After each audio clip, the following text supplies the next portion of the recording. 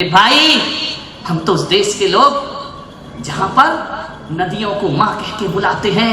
हम तो उस देश के लोग जहां गाय को माँ कह करके बुलाया जाता है। हम उस देश के लोग हैं जो हमें अनाज देती है, उस धरती को धरती माता कह करके बुलाया करते हैं। और जो हमें पानी पिलाती है, उस नदी को गंगा मैया कह करके हम बुला लिया करते हैं। मान्यवर ध्यान रखिए। और जो हमारे कल्याण में कारण बनती है, अरे कागज पर लिखी इबारत को हम लोग जिनवाणी माता कह करके बुलाया करते हैं। क्या सुंदरता देखना माँ की। माँ सुंदर नहीं है, माँ को बोलना नहीं आता। अरे नादान, तुझे बोलना इस माँ ने सिखाया था। अरे जब बच्चा बड़ा होकर माँ को चुप करता है ना, तो ऐसा लगता है इसकी जुबान गल के गिर जाना चाहिए। जिस माँ ने बोलना सिखाया उसको चुप कहा करते हो। ध्यान रखिए। उस माँ ने कहा, बेटा कोई बात नहीं, समय बीता, वक्त बीता, आज ये हालात है घरों में। एक लड़का ऑफिस से आता है, दफ्तर से आता है, दुकान से आता है, सीधा आता है अपने कमरे में चला जाता है, टीवी देखने बैठ जाता है। आज घर में सब कुछ दिखता है। आज मैं तुम्हारे घरों में जाता हूं, 70% ऐसे घर हैं जिस घर में नौकर होते हैं, चाकर होते हैं, पत्नी होती है, बच्चे होते हैं, उस घर में मां नहीं होती है। ध्यान रखिए। मैं पूछता हूं कि मां कहां है। एक आदमी के घर में आहार करने को गया, क्या देखा मैंने? 5 मंजिल का मकान। उस 5 मंजिल के मकान में 20 कमरे। मैंने उस आदमी से पूछा, मेरे भाई कितने लोग रहते हैं इसमें? वो इतना होशियार आदमी, उसने मेरा आहार 5वीं मंजिल पे कराया। 20 कमरे कहां चढ़ाया? 5वीं माला पे। मैंने कहा, भाई तो इतने ऊपर लेके क्यों आया? आहार भोजन तो नीचे भी हो सकता था ना। बोले नहीं महाराज, यदि आप नीचे आहार करते तो मेरा घर कैसे देखते? धक तेरे की आदमी। मैंने कहा, जो तू घर मुझे दिखा रहा है, इन घरों को संत लात मार के आता है। ध्यान रखिए, तब जाकर वो संत हुआ करता है, सन्यासी हुआ करता है। मैंने कहा, एक बात बता, ये घर नहीं लगता मुझे, बता तेरी माँ कहाँ है? उसने नजरें झुकाई, बोले इसी गांव में है, छोटे भाई के साथ रहती है। मैंने कहा, तेरे साथ क्यों नहीं रहती है? बोले मेरी पत्नी से उसका बनता नहीं है। विचार करिए आप, 20 कमरे। मैंने कहा, कौन कौन हो तुम घर में? बोले हम 2, हमारा। तुमको कैसे मालूम 2? हम 2, हमारा 1। ध्यान रख, 2 नहीं है। मैंने कहा, 3 लोग और 20 कमरे, क्या काम आते हैं ये? बोले जरूरत तो हमें कुछ नहीं है, लेकिन जब से पड़ोसी की 4 मंजिल की बिल्डिंग बनी है ना, तब से सीने में आग लगी थी कि हम 5 मंजिल की बना करके देख। विचार करिए। मैंने कहा, तेरे घर में मां नहीं है? बोले नहीं, बनती नहीं है मेरी मां से। मैंने कहा, तेरी मां से नहीं बनती हो, पत्नी से? बोले वो अर्धांगिनी है, आधा। मैंने कहा, एक काम कर, तू ड्रेसिंग टेबल के सामने जा और वहां देख पत्नी अर्धांगिनी कैसे है।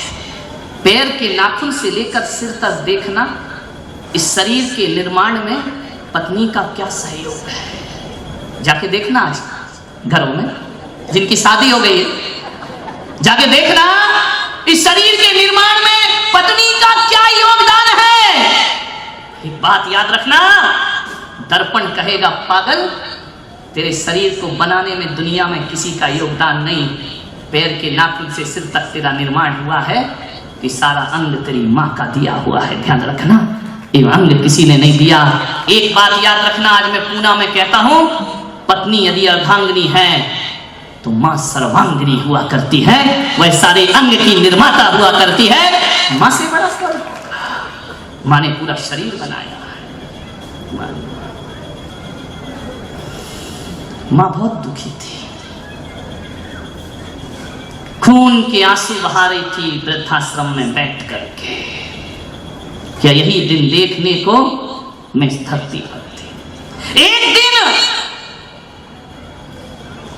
उस बेटे को ऐसा लगा, ना जाने क्या हुआ, किस संत की सभा में चला गया, किसका उपदेश सुन लिया, किसका प्रवचन सुन लिया, उसके सीने पर चोट लगी।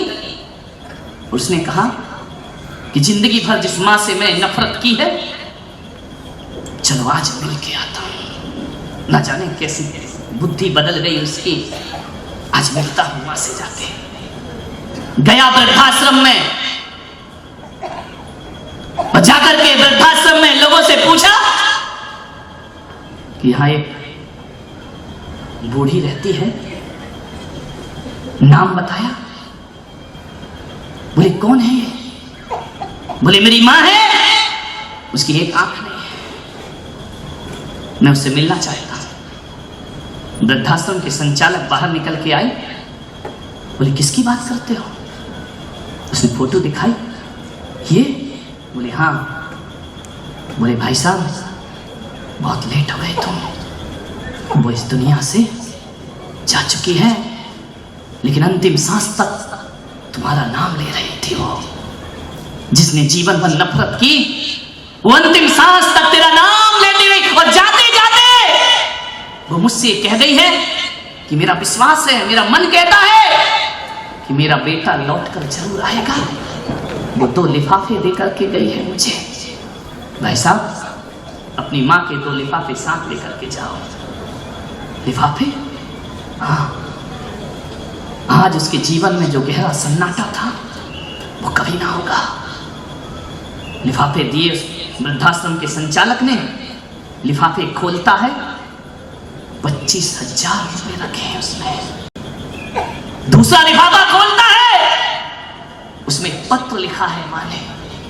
उस माँ ने लिखा, मेरे बेटे मुझे मालूम है कि जब तक मेरी सांस है तू मुझसे नहीं मिल पाएगा, लेकिन मेरी माँ की आत्मा भी ये कहती है कि एक दिन तू जरूर आएगा, और जब तू आएगा, जब ये चिट्ठी तेरे हाथ में होगी, तब मैं इस दुनिया में नहीं होंगी। लेकिन मेरे बच्चे, मैं जाते जाते माँ तुझसे कुछ कहना चाहती है। ये माँ तुझे कुछ बताना चाहती है मेरे बेटे। जो दिन मैंने देखे वो दिन तू कभी मत देखना। जैसा समय मैंने गुजारा, औलाद के रहते हुए भी बिना औलाद की जिंदगी गुजार दी। मैंने तुझे पाल पोस कर बड़ा किया, लेकिन मृत्यु के अंतिम समय तक मेरे बच्चे एक शब्द के लिए तरसती रही। तू झूठ में ही एक बार मुझे मां कह करके बुला देता तो मेरा जीवन सार्थक हो जाता।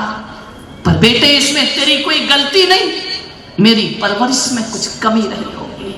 मेरे बच्चे देख, मैं एक लिफाफे में तुझे इतने रुपए रख कर दे जा रही हूं।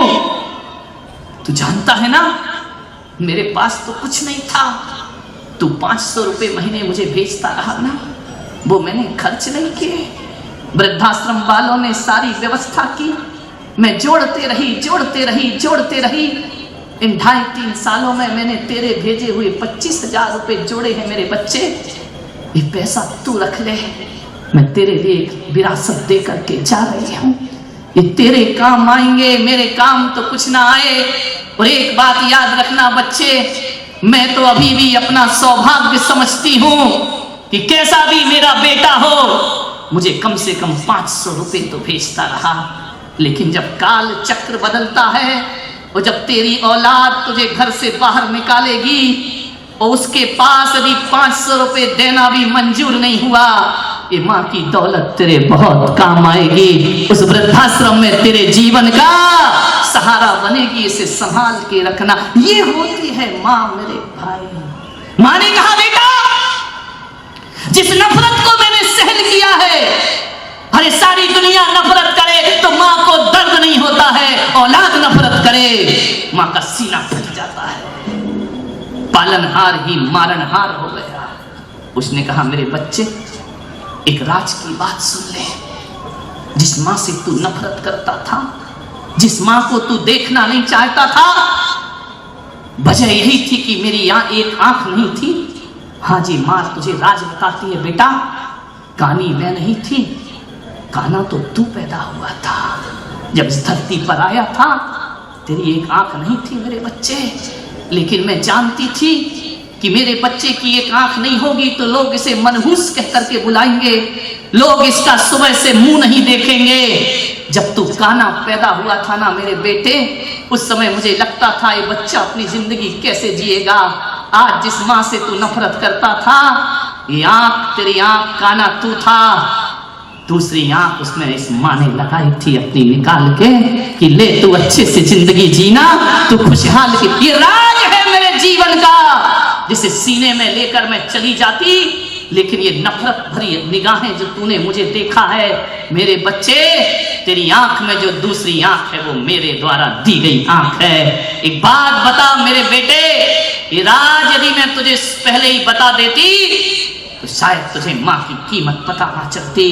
हाथ से पत्र छूट गए उसके, छलछला गई आंखें कि एक माँ वो होती है जो खुद की बदसूरती स्वीकार करती है लेकिन बच्चों को रोशनी दिया करती है। उसने कहा माँ तू लौट कर वापिस आ जा। अब लाख पुकारो आवाज लगाओ, जो उस पार जाता है फिर लौट कर कभी वापिस नहीं आ। फूट फूट कर रोया वो बच्चा, वृद्धाश्रम के संचालक के चरणों में गिर गिर कर आंसू बहाए। कैसा भी करो मेरी माँ मुझे वापिस लौटा दो।